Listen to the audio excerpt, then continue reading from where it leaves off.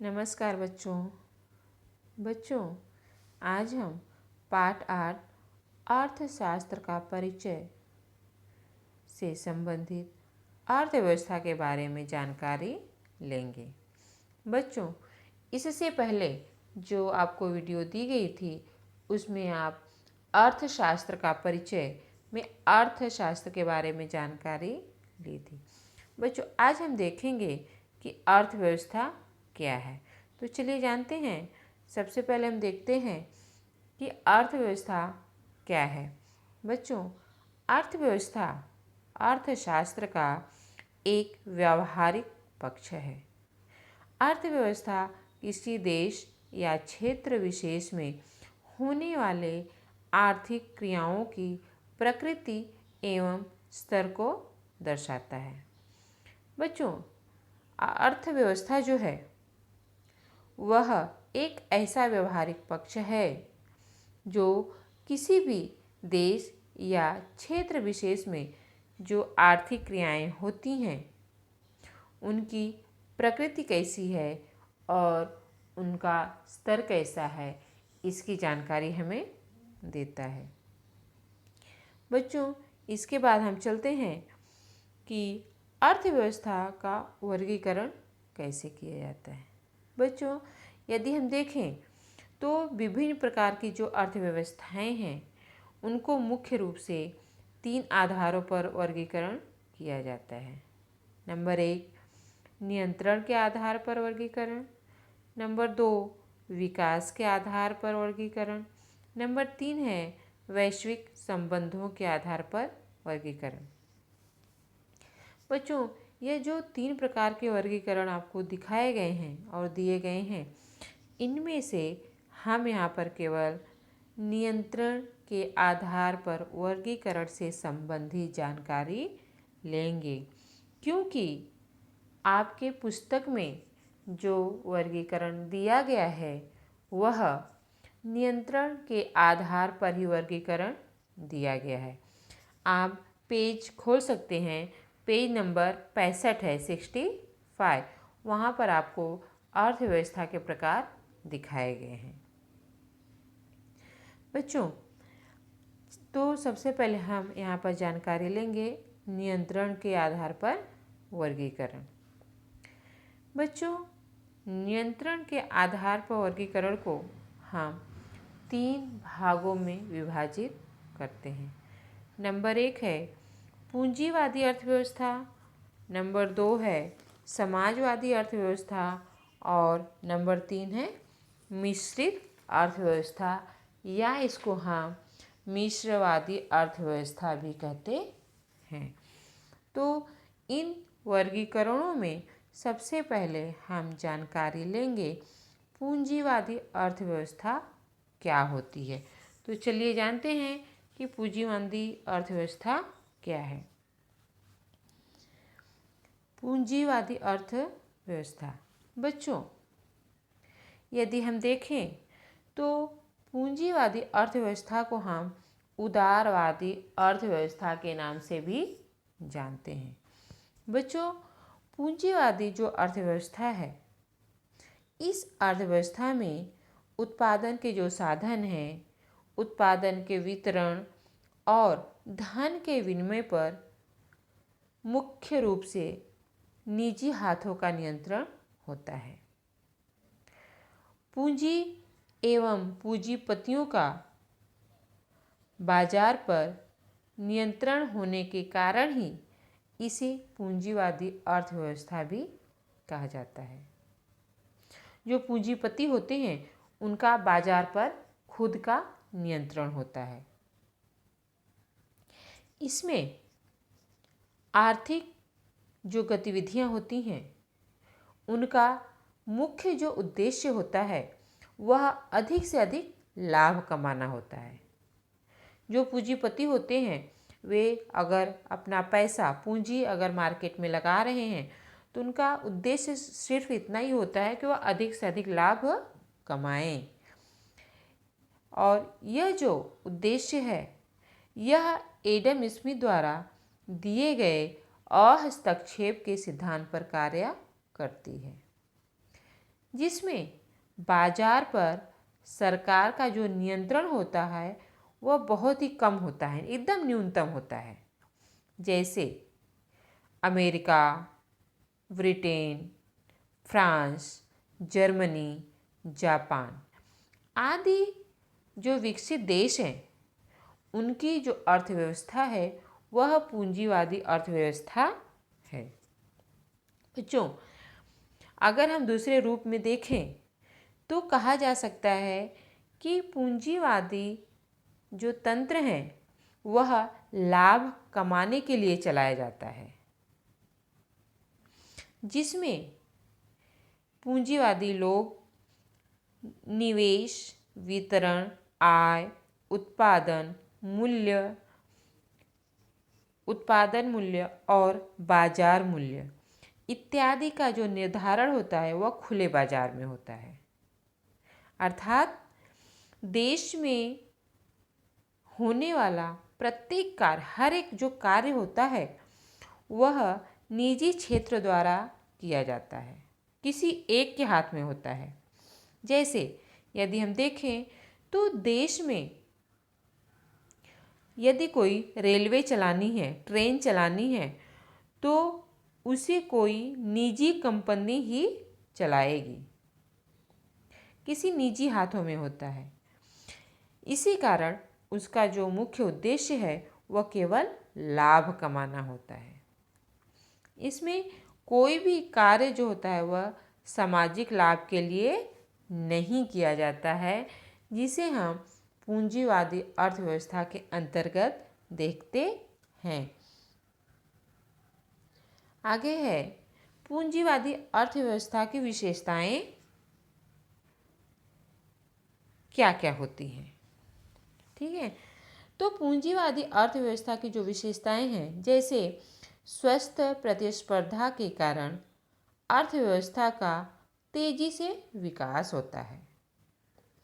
इस अर्थव्यवस्था में उसी वस्तु का उत्पादन किया जाता है जिससे अधिक लाभ मिलता है।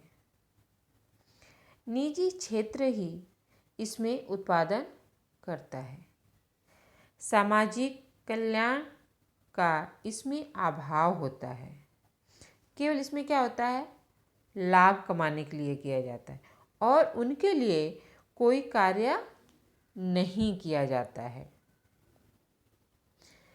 एक जो कंपनी है, एक कंपनी दूसरी कंपनी से कंपटीशन करती है, जिससे उत्पादन की गुणवत्ता अच्छी होती जाती है।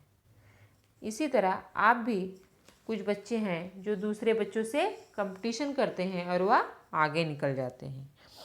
अधिक लाभ कमाने के लिए नई वस्तुएं बाजार में लाई जाती, एक एक से नई वस्तुएं आप लोग देख रहे होंगे कि अधिक से अधिक लाभ कमाने के लिए नए नए प्रकार के मोबाइल फ़ोन, इस समय मोबाइल फ़ोन का दौर चल रहा है, तो मोबाइल फ़ोन अधिक से अधिक लॉन्च किए जाते हैं, नए नए किस्म के, नए नए अच्छे से अच्छे।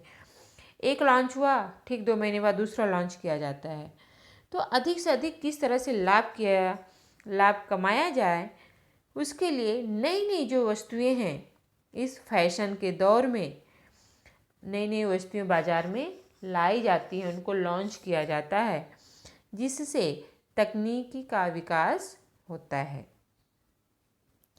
और किसी प्रकार के सरकारी हस्तक्षेप न होने के कारण देश में लोगों की आय में असमानता देखने के लिए मिलती है।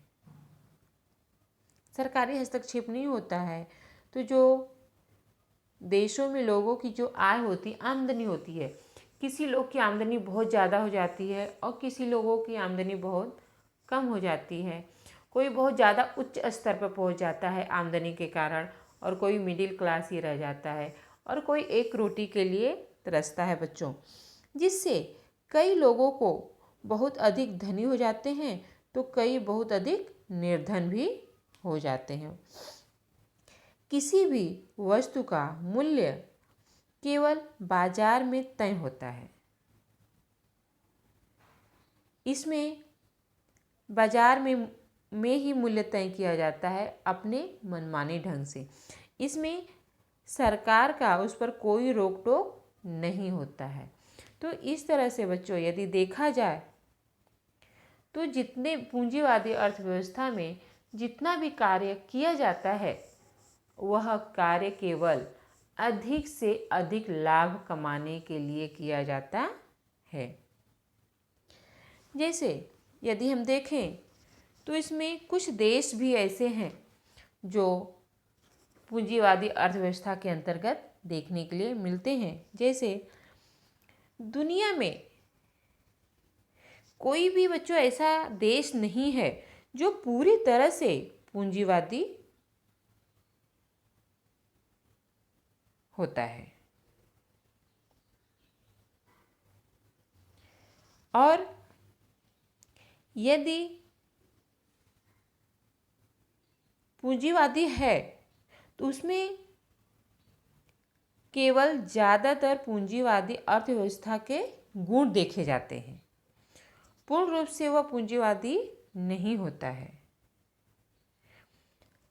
कई देशों में अधिक से अधिक पूंजीवादी अर्थव्यवस्था के गुण अधिक रहते हैं, तो इसलिए उनका नाम हम पूंजीवादी अर्थव्यवस्था के अंतर्गत ले लेते हैं। जैसे आपको नाम भी बताया गया कि जैसे यदि हम देखें तो अमेरिका एक पूंजीवादी देश है। अमेरिका का नाम आपने सुना होगा, देखा होगा। और यह जो देश है यहाँ पर अधिक से अधिक जो कार्य हैं वह निजी क्षेत्र द्वारा ही किया जाता है, किसी कंपनी के हाथ में होगा। यहाँ पर सरकार जो है वह लोगों के कल्याण के लिए अस्पताल, पार्क, स्कूल आदि का निर्माण भी करती है। इसलिए अमेरिका को हम पूंजीवादी अर्थव्यवस्था के अंतर्गत देख सकते हैं। उसी तरह से जर्मनी है, जापान है, बहुत सारे ऐसे देश हैं। आगे बढ़ते हुए बच्चों हम देखते हैं अब समाजवादी अर्थव्यवस्था क्या है। समाजवादी अर्थव्यवस्था बच्चों, समाजवादी अर्थव्यवस्था में समस्त जो आर्थिक गतिविधियों का संचालन होता है और उनका जो नियंत्रण किया जाता है वह केवल सरकार द्वारा ही किया जाता है। यदि हम इस अर्थव्यवस्था में देखें तो जो उत्पादन के साधन हैं और उत्पादन के जो साधन हैं और उत्पादक दोनों पर सार्वजनिक स्वामित्व होता है।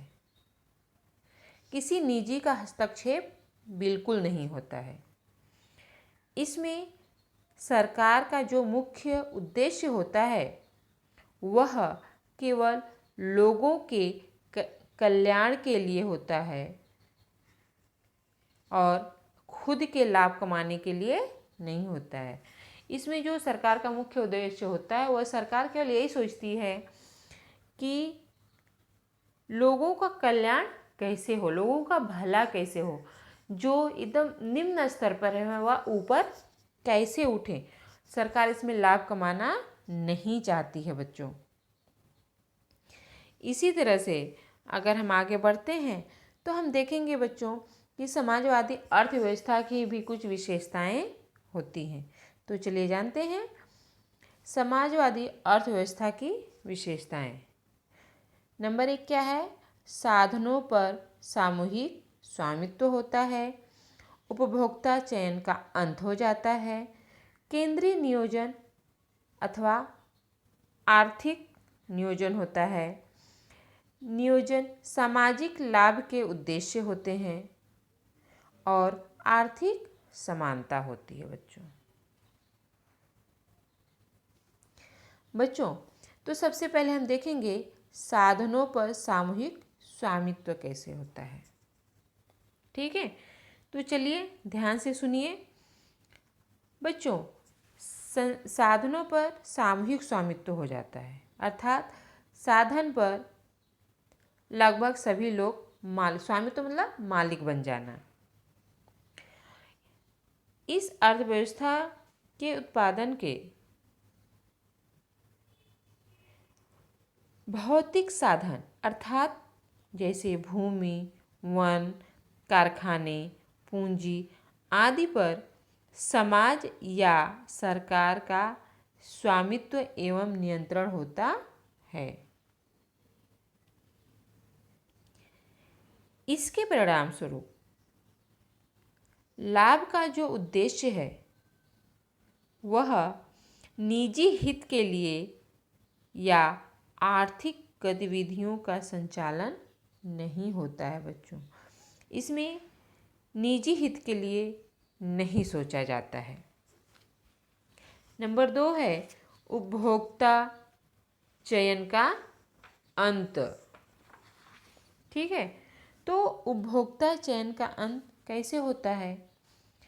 जो उपभोक्ता चयन का अंत होता है बच्चों, इसमें जो अर्थव्यवस्था होती है उस अर्थव्यवस्था में वस्तुओं में उपयोग हेतु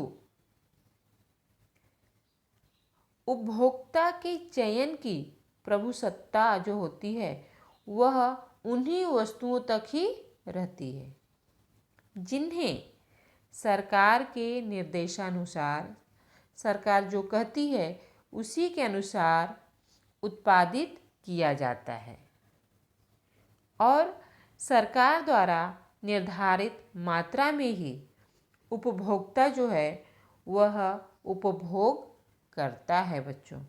इसलिए उपभोक्ता के चयन का यहाँ पर अंत हो जाता है। उपभोक्ता खुद के हिसाब से कोई काम नहीं कर सकता। नंबर 3 है केंद्रीय नियोजन अथवा आर्थिक नियोजन। यहाँ बच्चों थोड़ा गलत हो गया है, ध्यान देंगे आप लोग। केंद्रीय नियोजन अथवा आर्थिक नियोजन, चौथा पॉइंट जो है वो थोड़ा सा मिस हो गया है। तीसरा पॉइंट का थोड़ा सा आगे आ गया है, यह ध्यान देंगे। केंद्रीय नियोजन अथवा आर्थिक नियोजन है बच्चों। इस विशेषता में जो होता है वह जो समाजवादी अर्थव्यवस्था है वह सामाजिक आर्थिक लक्ष्यों में जो निर्धारण होता है उसकी प्राप्ति करने के लिए एक केंद्रीय सत्ता होती है जो महत्वपूर्ण आर्थिक निर्णय जैसे क्या उत्पादन करना है, उत्पादन कैसे करना है आदि का जो निर्णय होता है वह केंद्रीय सत्ताओं द्वारा ही किया जाता है। नंबर 4 है सामाजिक लाभ के उद्देश्य। बच्चों इस विषय में यदि हम देखें तो इसमें केंद्रीय सत्ता द्वारा सभी प्रकार के आर्थिक निर्णय अधिक से अधिक जो होता है वह सामाजिक व सामूहिक लाभ के उद्देश्य को ध्यान में रखकर ही लिए जाते हैं। सामाजिक और सामूहिक दोनों लाभ होने चाहिए, इसको ध्यान में रखकर ही आर्थिक निर्णय लिए जाते हैं। ऐसा नहीं होता है कि वह किसी निजी लाभ के लिए हो, स्वयं के लिए लाभ हो, ऐसा कोई निर्णय इस विशेषता में नहीं लिया जाता है। नंबर 5 है आर्थिक समानता। बच्चों आर्थिक समानता समाजवादी अर्थव्यवस्था जो होती है वह समान कार्य के लिए समान मजदूरी के सिद्धांत पर काम करती है। जो जैसा काम करेगा उसी के हिसाब से उसको पैसा दिया जाता है। समान कार्य समान मजदूरी। अतः इस आर्थिक प्रणाली में जो वर्ग संघर्ष की स्थिति होती है वह समाप्त हो जाती है। ऊपर नीचे जो पूंजीपति हैं या जो मिडिल क्लास हैं या निम्न स्तर के लोग हैं, अगर तीनों लोग एक जैसे काम कर रहे हैं तो उनको मजदूरी भी एक जैसी ही मिलेगी। इससे क्या होता है कि जो तीनों में जो संघर्ष होता है, जो निम्न स्तर के लोग होते हैं वह ज़्यादा संघर्ष करते हैं, तो उनमें संघर्ष की स्थिति जो होती है वह समाप्त हो जाती है, खत्म हो जाती है। इसके साथ ही यदि देखें तो जो निजी पूंजी स्थापित करने के लिए अवसरों में जो कमी होती है, उसमें आमदनी की जो असमानता होती है वह भी खत्म हो जाती है। देखें तो जो निजी पूंजी स्थापित करने के लिए जो अवसरों में जो कमी होती है, जिसके कारण आमदनी में जो असमानता पाई जाती है वह भी कम दिखाई देती है। आगे बढ़ते बच्चों, क्या है?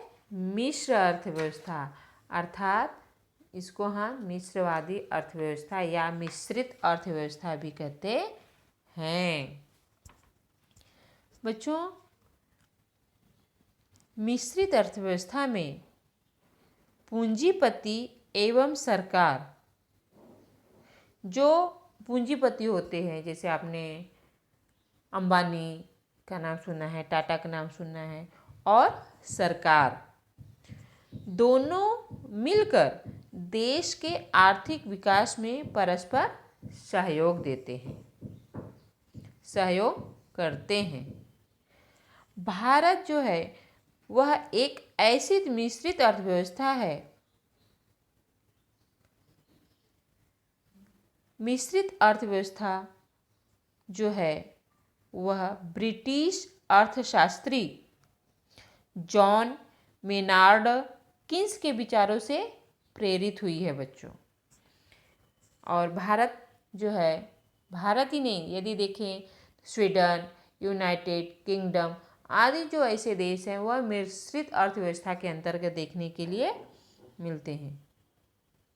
यदि हम दूसरे शब्दों में समझें बच्चों, तो जो मिश्रित अर्थव्यवस्था है उसमें पूंजीवाद और समाजवाद की जो विशेषताएं होती हैं उसे मिला दिया जाता है। क्या कर दिया जाता है? मिक्स कर दिया जाता है, दोनों को जोड़ दिया जाता है। उसे ही हम मिश्रित अर्थव्यवस्था कहते हैं। मिश्रित अर्थव्यवस्था किसे कहते हैं? मिश्रित अर्थव्यवस्था में पूंजीवाद एवं समाजवाद की विशेषताओं को मिला दिया जाता है, अर्थात मिक्स कर दिया जाता है, जिसे हम मिश्रित अर्थव्यवस्था कहते हैं। जिस अर्थव्यवस्था में उत्पादन के साधन जो होते हैं उसमें पूंजीवादी एवं समाजवादी की जो अर्थव्यवस्थाएं हैं वह दोनों मिलकर काम करती हैं, दोनों एक साथ काम करती हैं, जिससे सामाजिक कल्याण के पीछे के जो लाभ की भावना होती है उसे हम मिश्रित अर्थव्यवस्था कहते हैं। पूंजीवादी लोग और समाजवादी लोग दोनों मिलकर यही सोचते हैं कि सामाजिक कल्याण कैसे हो, अर्थात अर्थव्यवस्था में निजी एवं सार्वजनिक दोनों क्षेत्रों का समान कार्य होता है। जो बहुत पैसे वाले हैं वह भी और जो सरकार है वह भी, दोनों मिलकर समाज के कल्याण के लिए कार्य करती है। इसका सबसे अच्छा उदाहरण कौन है? इसका सबसे अच्छा उदाहरण हमारा देश भारत है, जो मिश्रित अर्थव्यवस्था के अंतर्गत आता है। तो चलिए जानते हैं कि हमारे देश अर्थात मिश्रित अर्थव्यवस्था जो है उसकी विशेषताएं क्या हैं। मिश्र अर्थव्यवस्था, नंबर 1 क्या है बच्चों? आज़ादी। नंबर 2 संसाधनों का अनुकूलतम उपयोग। नंबर 3 आर्थिक नियोजन। और नंबर 4 है आर्थिक असमानता में कमी। तो नंबर 1 हम देखेंगे आज़ादी क्या है। मिश्रवादी अर्थव्यवस्था में आज़ादी का अर्थ क्या है? आज़ादी सबको चाहिए, सब अपने मनमानी ढंग से कार्य करते हैं। भारत में आपको आज़ादी मिली है, आप जैसे पढ़ना है पढ़ सकते हैं, जहाँ जाना है जा सकते हैं, क्या खाना है क्या पीना, क्या पढ़ाई करनी है, आपको आगे बढ़कर क्या करना है, कौन सी नौकरी करनी है, ये सब आपको आज़ादी मिली हुई है बच्चों। तो जो यह आज़ादी की जो अर्थव्यवस्था है हमारे देश में, इस अर्थव्यवस्था में नागरिकों को, जितने भी नागरिक हैं, उनको आर्थिक व पेशेवर स्वतंत्रता मिलती है। खुद की तो स्वतंत्रता मिलती है, पेशेवर अर्थात नौकरी करने की भी स्वतंत्रता मिलती है। आपके ऊपर कोई दबाव नहीं डाल सकता। व्यक्ति किसी भी क्षेत्र में व्यवसाय स्थापित कर सकता है एवं अपने व्यवसाय के उत्पादन और उपभोग से संबंधित निर्णय भी ले सकता है। आपके ऊपर कोई दबाव नहीं। आपको इंजीनियर बनना है तो आप इंजीनियर बन सकते हैं, आपको डॉक्टर बनना है तो आप डॉक्टर बन सकते हैं। आपके ऊपर पूंजीपति लोग या समाजवादी लोग यह दबाव नहीं डाल सकते हैं कि नहीं आपको डॉक्टर नहीं बनना है, आपको इंजीनियर बनना है। और यदि आप डॉक्टर बन गए तो आपका जो व्यवसाय है, आपने भूगोल में पढ़ा होगा व्यवसाय से संबंधित कि यह डॉक्टर हैं, शिक्षक हैं, ये चतुर्थक व्यवसाय में आते हैं। तो आप अपना जो व्यवसाय है वह कहीं भी स्थापित कर सकते हैं। आपको पूर्ण रूप से स्वतंत्रता दी जाती है। नंबर 2 है संसाधनों का अनुकूलतम उपयोग। बच्चों, ये जो अर्थव्यवस्था है और बनाई गई है जो अर्थव्यवस्था, इसमें सार्वजनिक क्षेत्र जो होते हैं वह नागरिकों के हित के लिए और उनके लाभ के लिए काम करते हैं। इसके विपरीत जो निजी क्षेत्र होते हैं वह अधिक से अधिक लाभ कमाने के लिए संसाधनों का अधिक से अधिक उपयोग करते हैं, अर्थात अपने हिसाब से संसाधनों का उपयोग किया जाता है। सार्वजनिक लोग नागरिकों के हित के लिए उपयोग करते हैं और जो निजी क्षेत्र के लोग हैं, जो मालिक हैं, वह अपने लाभ के लिए इन संसाधनों का उपयोग करते हैं। नंबर 4 है आर्थिक नियोजन। आर्थिक नियोजन में जैसे सरकार क्या करती है, सरकार जो है वह महंगाई कम करने के लिए एवं आर्थिक जो उतार चढ़ाव आते हैं, सब्जी का भाव कभी बहुत ज़्यादा ऊपर चढ़ जाता है तो धीरे धीरे क्या होता है, धीरे धीरे कम होता है। दोनों में तालमेल बैठाना, आर्थिक उतार चढ़ाव इससे संबंधित को नियंत्रित करना और विभिन्न नीतियाँ किस तरह से बनाई जाती हैं उसका निर्धारण करना और इससे संबंधित कैसे उपाय करने हैं, इनका जो निर्णय है वह सरकार को करने की कोशिश करती है। तो आर्थिक नियोजन किस तरह से करना है वह निर्णय जो है वह सरकार लेती है, जिससे नागरिकों को ज़्यादा कष्ट न हो, ज़्यादा महंगाई न झेलना पड़े। नंबर 4 है आर्थिक असमानता में कमी। बच्चों, आप इससे पहले भी आपको बताया गया कि कुछ बहुत ज़्यादा पैसे वाले हो जाते हैं, पूंजीपति लोग, फिर मिडिल क्लास के लोग, और कुछ ऐसे होते हैं जो एकदम निम्न स्तर के होते हैं। तो सरकार क्या करेगी, सरकार ऐसा काम करती है जैसे आय जो अधिक पैसा कमा रहे हैं तो उसके ऊपर सरकार निर्धारित कर देती है टैक्स। सरकारी पेमेंट वाले जो हैं या अधिक महीने में अधिक पैसा कमाने वाले जो लोग हैं उनके ऊपर, और उनकी संपत्ति कितनी है, धन कितना है उनके पास, घर कितना है, कितने बड़े घर हैं, कितने पैसों का घर है, तो यह सब जोड़कर सरकार क्या करती है, उन पर टैक्स लगाती है, जिसके कारण आर्थिक विषमता को कम करने का प्रयास करती है। आय और संपत्ति पर टैक्स लगाती है, टैक्स लगाकर आर्थिक जो विषमता होती है उसको कम करने का प्रयास करती है। और सरकार कम आय वाले जो लोग हैं उनको लाभ पहुंचाने के लिए कार्य करती है। जिनके पास पैसे नहीं हैं या कम है, खाने के लिए पैसे नहीं हैं, उनके बच्चे पढ़ नहीं सकते हैं, उनके लिए सरकार जो है वह मुफ्त में शिक्षा और मुफ्त में चिकित्सा जैसी सुविधाएं करती हैं। जैसे सरकारी स्कूल, सरकारी चिकित्सालय, सरकारी पुस्तक आप लोगों को भी मिलती है, 8वीं तक मिलती है बच्चों। और साथ ही साथ सरकारी अनाज, आपको चावल, दाल, चने, ये सब सरकार की तरफ से दिए जाते हैं, जिससे लोगों में जो आर्थिक असमानता है वह थोड़ी कम हो जाती है और उनको भी कुछ न कुछ सुविधाएं मिल जाती है। बच्चों, आज के लिए इतना। आगे हम अगले टॉपिक के साथ आपसे मुलाकात करेंगे। ध्यान से सुनिए और समझने का प्रयास कीजिए। धन्यवाद।